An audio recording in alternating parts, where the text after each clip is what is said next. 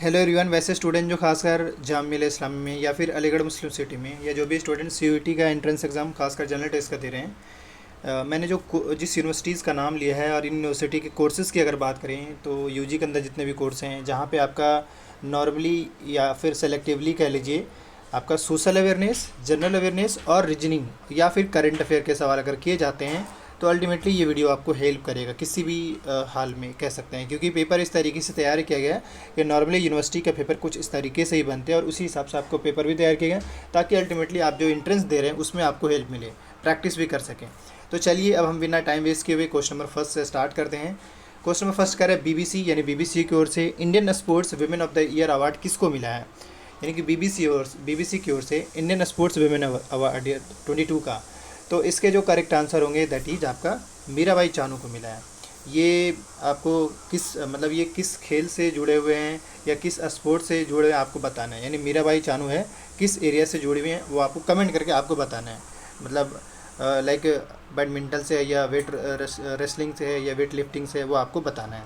अगला क्वेश्चन यहाँ पे कह रहे हैं संतोष ट्रॉफी विनर स्टेट 23 यानी कि 2023 में संतोष ट्रॉफी कौन जीते हैं, विनर कौन रहा है। एक तो पहले ये जानना होगा कि संतोष ट्रॉफी किससे एसोसिएटेड है, तो बेसिकली संतोष ट्रॉफी फुटबॉल से है। दूसरा ये हेल्ड हुआ था सऊदी अरब में और जीता था बेसिकली कर्नाटका। बैटल नहीं कर सकते बल्कि फुटबॉल गेम जो हुआ था मेघालय, फाइनल जो गेम था मेघालय और कर्नाटका के बीच में हुआ था और जीता था फाइनली कर्नाटका।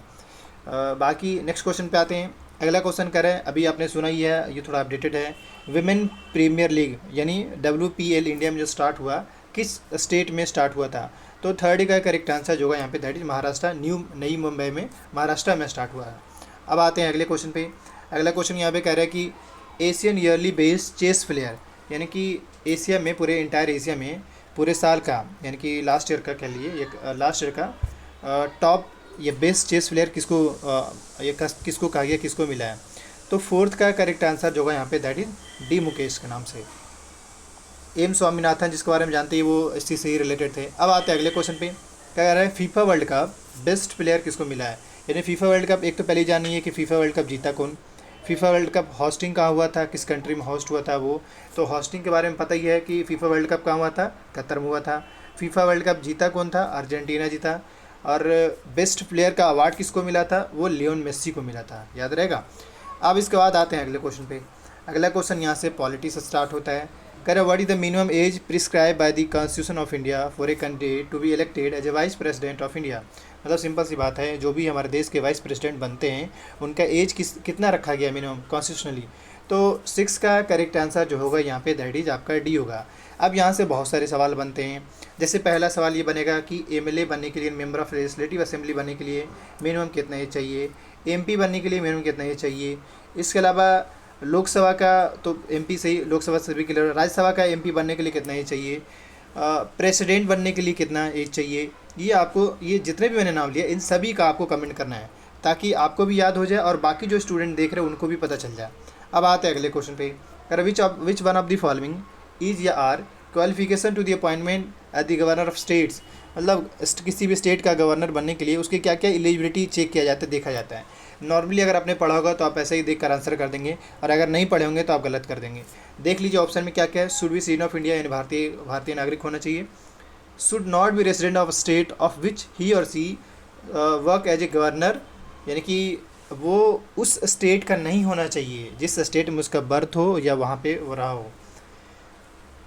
और थर्ड ये कि should have completed age of 35 year, यानी कि उनका एज 35 ईयर हो जाना चाहिए। इसमें से बताइए कौन सा ऑप्शन करेक्ट होगा। तो बेसिकली ऑप्शन के हिसाब से देखा जाए तो फर्स्ट और थर्ड जो करेक्ट है, सेकंड जो ऑप्शन है वो इनकरेक्ट था।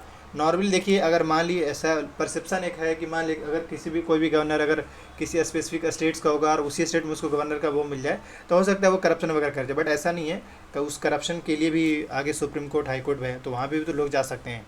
अब आते हैं अगले क्वेश्चन पे। नेक्स्ट क्वेश्चन यहाँ पे कह रहा है इन विच one of the following circumstances the speaker and the deputy speaker of the Lok Sabha have to Venkat their office, यानी ऐसा कौन सा ऐसा कंडीशन हो सकता है जिस कंडीशन में स्पीकर और डिप्टी स्पीकर जो है उन दोनों को लोकसभा को खाली करना पड़ेगा, छोड़ना पड़ सकता है, यानी लोकसभा के ऑफिस यानी वहाँ लिफ्ट करना पड़ सकता है। 4 ऑप्शन है देख सकते हैं। तो इसका जो करेक्ट आंसर होगा when they are no longer member of parliament. इसका क्या मतलब है, सिंपल सी बात है कि लोकसभा, देखिए लोकसभा और राज्यसभा में क्या कंडीशन है कि राज्यसभा में स्पीकर बनने के लिए ज़रूरी नहीं है कि आप मेंबर ही हो, बट नॉर्मली देखा जाए तो लोकसभा में देखा जाए, यानी कि लोकसभा का स्पीकर जो राज्यसभा का स्पीकर है, ये सॉरी गलत बोल रहे हैं, यानी लोकसभा का स्पीकर देखिए या डिप्टी स्पीकर कह लीजिए, ये दोनों मेंबर, क्योंकि लोकसभा का स्पीकर यही लोग मिल करके तो चूज़ करते हैं, यही लोग यानी लोकसभा के जितने भी एमपी है ये लोग मिल करके स्पीकर और डिप्टी स्पीकर चूज़ करते हैं। तो ऑब्वियसली अगर by the way member of parliament में लोग ही मेंबर ही नहीं रहेंगे तो ऑब्वियसली इनको खाली करना पड़ सकता है। अब क्या केस हो सकता है, सिंपल से मान ली सरकार गिर गई तो उस केस में तो जो स्पीकर है उसको तो छोड़ना पड़ेगा ना, खाली करना पड़ेगा ना, वैकेंट करना पड़ेगा ना। अब आते हैं अगले क्वेश्चन पे, कह रहे in how much time the vacant post of president should be filled. मतलब ये कि मान लीजिए कि प्रेसिडेंट का टेन्योर ख़त्म हो रहा है आने वाले टाइम में, अभी जैसे मान लीजिए कि अभी अप्रैल चल रहा है तो मान लीजिए कि जून में ख़त्म हो रहा है किनका टेन्योर, प्रेसिडेंट का। तो सवाल यह है कि अगर मान लीजिए टेन्योर उनका जून 23 में ख़त्म हो रहा है तो उससे कितना दिन पहले एटलीस्ट उनका इलेक्शन हो जाएगा, सीट फुल करा लिया जाएगा। तो इसका जो करेक्ट आंसर होगा दैट इज़ 6 मंथ, यानी कि 6 मंथ के अंदर अंदर जो है इलेक्शन करा लिया जाता है। अब आते हैं अगले क्वेश्चन पे। अगला क्वेश्चन यहाँ पे कह रहा है the concept of fundamental duties in the Indian constitution has been borrowed from, यानी फंडामेंटल ड्यूटीज़ कहाँ से लिया गया है इसके बारे में बताना है। अगर आपको पता है तो बताइए। करेक्ट आंसर वैसे होगा रशियन। बाकी आपको ये बताना है फ्रेंच यानी फ्रांस से क्या क्या लिया गया है, ब्रिटिश से क्या क्या लिया गया और कनाडा से क्या क्या लिया गया है, वो आपको कमेंट करके बताना है। अब आते हैं अगले क्वेश्चन पे। नेक्स्ट क्वेश्चन यहाँ पे कह रहा है कि who allocate and reshuffle various portfolios among the ministers, यानी इनमें से कौन ऐसे होते हैं जो यानी कि कैबिनेट मिनिस्टर कह लिए या यूनियन मिनिस्टर कह लिए, इन मिनिस्टर्स को काम दिया जाता है और रिवाइज भी किया जाता है, नहीं कि हटाया भी जाता है, रिमूव भी किया जा सकता है, एक्सचेंज भी मतलब उनको हटा के रिप्लेस भी कराया जा सकता है। इनमें से कौन करते हैं?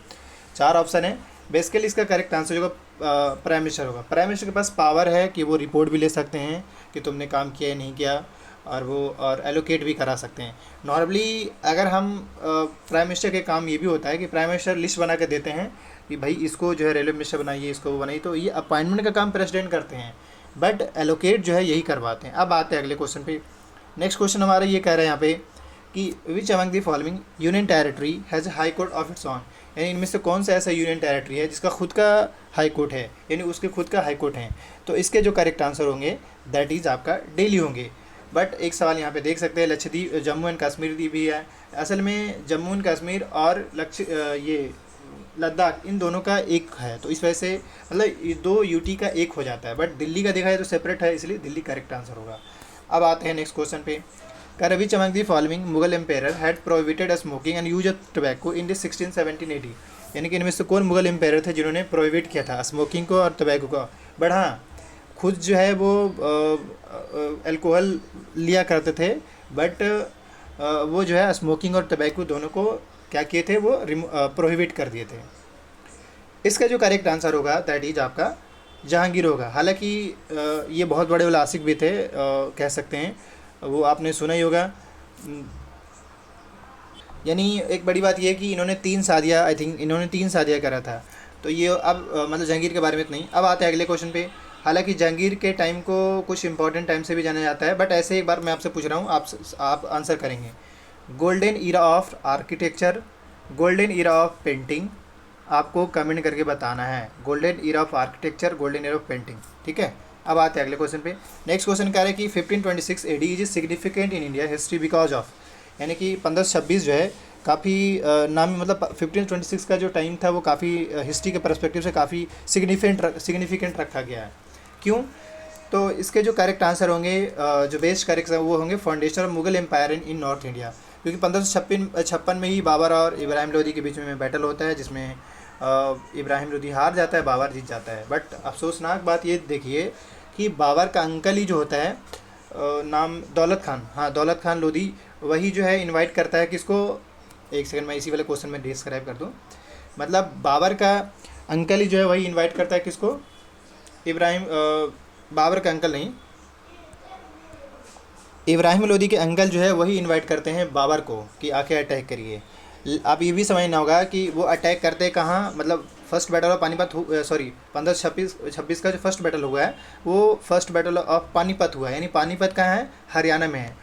और अगर आप बाबर का देखेंगे तो वो आया था कहाँ से, वो गजनी साइड से आया था, यानी कि अफ़गानिस्तान साइड से आया था। तो एक सवाल आप भी अपने मन में कर सकते हैं कि वो डायरेक्ट पानीपत में कैसे अटैक कर दिया, यानी पानीपत में कैसे बैटल हो गया। उसको अगर आया ही था, क्योंकि ऑलरेडी अगर आप देखोगे तो पंजाब हो गया, उधर सिंध वाला रीजन हो गया, पेशावर तक तो इंडिया की गवर्नेंस थी, वहाँ तक थी, तो डायरेक्ट यहाँ कैसे अटैक किया। तो एक बड़ी वजह यह है कि जो दौलत खां इनवाइट किया था बाबर को, असल में वो गवर्नर थे पंजाब के। तो इसका ये मतलब हुआ कि सिंपल सी बात है, जब ऑलरेडी ये गवर्नर पंजाब का था तो पंजाब से हरियाणा आने में ज़्यादा टाइम लगेगा, इसलिए जो बैटल जो होता है वो हरियाणा में होता है। अब आते हैं अगले क्वेश्चन पे। नेक्स्ट क्वेश्चन यहाँ पे कह रहा है कि Gulbadan Begum who wrote Humayunnama at the request of, यानी कि गुलबदन बेगम हुमायूंनामा लिखा है हुमायूं के लिए, तो किन के रिक्वेस्ट पे, बेसिकली अकबर के। अब थोड़ा गुलबदन बेगम के बारे में ही जान जाइए। असल में गुलबदन बेगम किसकी बेटी थी, बाबर की, यानी कि अकबर की फूफी हो गई। क्यों? क्योंकि बाबर का, बल्कि फूफी नहीं कह सकते हैं, क्योंकि बाबर की बेटी थी कौन, डॉटर थी कौन, गुलबदन बेगम, और बहन थी किसका, हुमायूं का। अब हुमायूं का बेटा होगा कौन, अकबर। तो आप देख सकते हो उस तरीके से रिलेशन बन रहा है। अब खैर आगे आते हैं, नेक्स्ट क्वेश्चन पे आते हैं। अगला क्वेश्चन यहाँ पे कह रहे हैं कि what was the name of silver coin of Iltutmish, यानी इल्तुतमिश ने सिल्वर कॉइन जो लॉन्च किया था उसका नाम क्या था। तो उसका जो नाम था वो था टका, और एक और कॉइन लॉन्च किया था कॉपर, उस कॉपर का नाम था जीतल।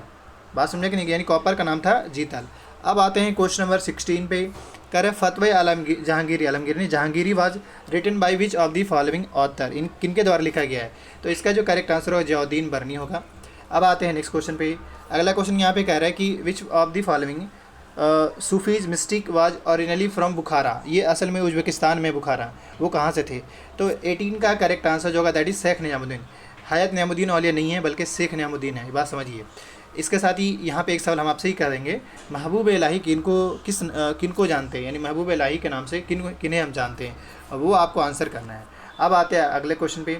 नेक्स्ट क्वेश्चन यहाँ पे कह रहा है arrange the dynasties of the Delhi Sultanate given in the chronological order, मतलब ये है और आपको सिस्टमेटिकली बताना है। मतलब सिंपल सी बात है, दिल्ली सल्तनत जो 5 डायनेस्टी चला है उसको आपको क्रोनोलॉजिकल ऑर्डर में बताना है। तो सिंपल सी बात है, फर्स्ट जो था वो स्लेव डायनेस्टी था, दूसरा जो था वो आपका खिलजी डायनेस्टी था, और थर्ड जो था वो आपका तुगलक था, और फोर्थ जो था वो सैयद था, और लास्ट जो था वो लोधी डायनेस्टी था।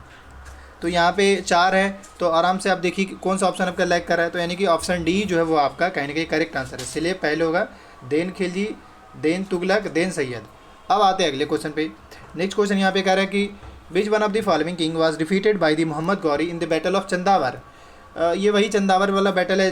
असल में पहले तो आंसर जान जाइए, इसका करेक्ट आंसर जयचंद होगा। अब थोड़ा जयचंद के बारे में जानें। देखिए जयचंद की बेटी थी संयोजिता, और इसी संयोजिता का लव का सीन था पृथ्वीराज चौहान से। दिक्कत ये होता है कि जयचंद जो है इसका डील, यानी कि बोलते हैं ना शादी कहीं और फिक्स कर देता है, बट इस बात जब ये बात पृथ्वीराज चौहान को पता चलता है तो ये ईगो वाली बात हो जाती है, क्योंकि ऑलरेडी इसको पता होता है। तो वही पृथ्वीराज चौहान जो है संयोजिता जो बेटी होती चंदावर यानी कि जयचंद के उठा के लेके चला जाता है और वहाँ वो शादी कर लेते हैं। इसी वजह से कहीं ना कहीं जो 1192 का जो बैटल हुआ, बैटल ऑफ तराई, जो सेकंड बैटल ऑफ तराई जो हुआ है मोहम्मद गौरी और पृथ्वीराज चौहान के बीच में, एक बड़ी वजह यही था। मतलब 1192 का जो सेकंड बैटल गौरी और पृथ्वीराज चौहान के बीच में हुआ, ये इसकी बेटी जो उठा के लेके चले जाता है, इसका एक मेन वजह होता है। बाकी जो भी अपडेट्स आता है उसको अपडेट रहने के लिए चैनल को सब्सक्राइब कर लीजिए। मॉक टेस्ट सीरीज ज्वाइन कर ली, वीडियो के डिस्क्रिप्शन नंबर है, जैसे BA पॉलिटिकल, ज्योग्राफी, BLLB, ये सब